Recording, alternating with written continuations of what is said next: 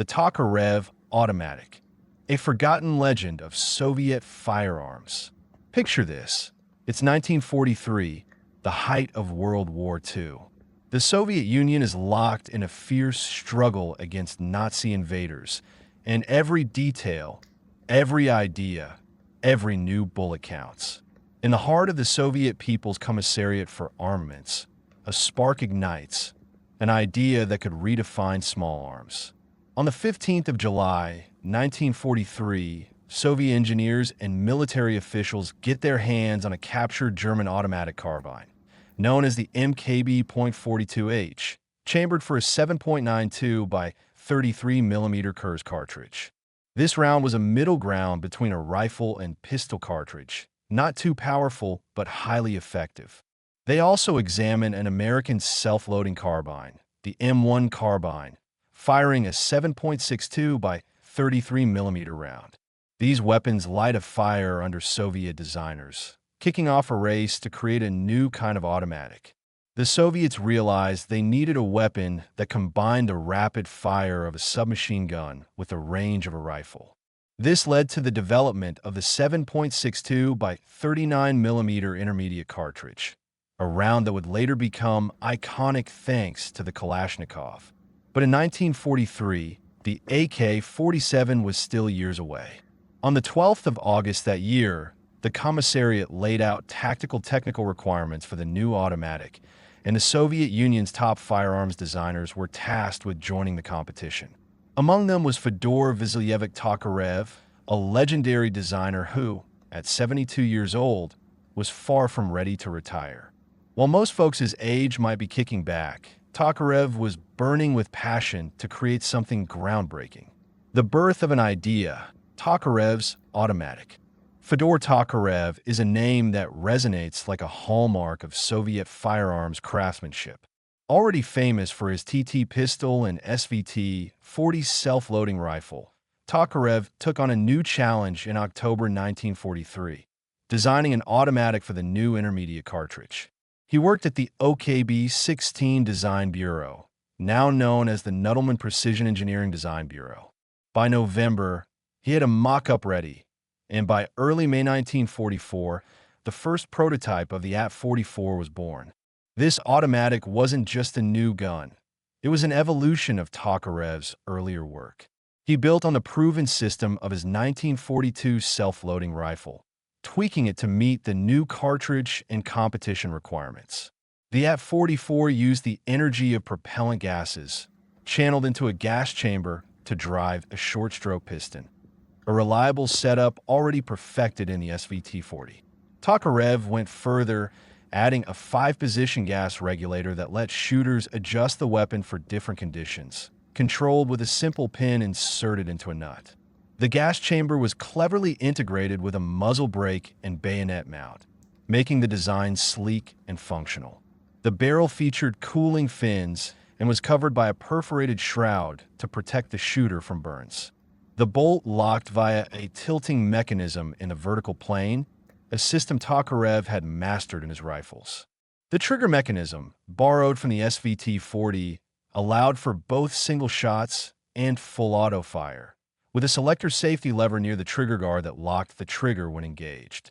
The rear sight, also lifted from the SVT-40, was ambitiously calibrated for up to 1,500 meters, a bold range for an automatic of that era. The AT-44 stood out with its bipod, fixed to the barrel's end, and a detachable bayonet, both required by the competition. Its magazine was double-stack, holding 30 rounds or up to 35 in some versions, with the latch on the left side. The weapon weighed 5.2 kilograms without ammo or bayonet, heavier than modern submachine guns but lighter than light machine guns. It measured 1,073 millimeters long, with a 485 millimeter barrel. Its rate of fire was a blazing 690 rounds per minute, impressive for its time. The trials, a grueling test of endurance. The testing began on the 6th of May, 1944, with 13 automatics from 5 design bureaus vying for glory. It was a showcase of engineering talent, with each designer fighting to prove their weapon was worthy of the Red Army. But the trials were brutal, almost impossibly tough. The automatics had to endure a gauntlet of tests designed to mimic the harshest battlefield conditions. Technical inspection and test firing with single shots and short bursts using 6 magazines. Ballistic tests to measure bullet velocity. Accuracy tests to check grouping. Firing under extreme conditions. An 80-degree upward angle. At a 70 to 80-degree downward angle. In a dust-filled environment. With parts cleaned and dry. Washed in gasoline. With heavily lubricated parts. After crawling 50 meters through sand. After freezing at minus 45 degrees for 2.5 hours. After 12 hours under rain with a 2-hour break. After 10 hours submerged in swamp water. Measuring the rate of fire. Determining practical firing speed. Evaluating ease of handling. This was a true stress test designed to find a weapon that could survive the chaos of war. The results, triumph and heartbreak. The trials wrapped up on the 27th of May, 1944, and the results were grim. None of the 13 automatics fully met the tactical technical requirements. Tokarev's AT-44 didn't shine. It endured 10,720 shots, but had a 1.35% failure rate in normal conditions. Not terrible, but not stellar either. The real blow came when the receiver cracked, and the weapon suffered 7 breakdowns across 5 parts. For comparison, Tokarev's automatic had the best accuracy, with a 7-centimeter radius for the best 50% of hits, while Tokarev's was 14.2 centimeters. Only Semenov's 19.2 centimeters was worse. Another issue was case rim tears, a flaw inherited from the SVT-40. The gas regulator also proved problematic, and used ports clogged with carbon buildup, causing failures when adjusted. The testing commission selected 3 automatics for further refinement, but the AT-44 didn't make the cut. Likely, the tight deadline, just 1 month until the 1st of July, was too much for the 72-year-old Tokarev to meet. A second chance, December 1944. Tokarev didn't give up. In December 1944, he presented a revised AT-44 featuring a clever addition, a metal pistol grip with a compartment for storing accessories. But the improved version still fell short in accuracy, reliability, and part durability, and it was dropped from the competition. That marked the end of the AT-44 story. Economic and historical context. To understand why Tokarev's automatic didn't become a Soviet icon, we need to look at the economic and historical landscape. In 1943, the Soviet Union was in full war mode. Its economy was geared toward survival, with factories churning out tanks, planes, artillery, and small arms around the clock. Historians estimate that in 1943, the USSR produced about 19 million small arms, including rifles, submachine guns, and machine guns. This was a massive effort, but most production focused on proven designs like the Mosin-Nagant rifle and PPSH-41 submachine gun. Developing a new automatic like the AT-44 required not just engineering, but serious resources. Factories capable of producing were already maxed out with existing weapons. Retooling for a new design would have meant cutting output of other critical arms, a non-starter during wartime. The 7.62 by 39mm cartridge was also new, with production in 1944 limited to a few million rounds monthly, compared to tens of millions for rifle rounds. Soviet military doctrine at the time prioritized mass production and simplicity. The PPSH-41, despite its flaws, was cheap, reliable, and easy to make. It could be produced in small workshops, and soldiers could learn to use it in hours.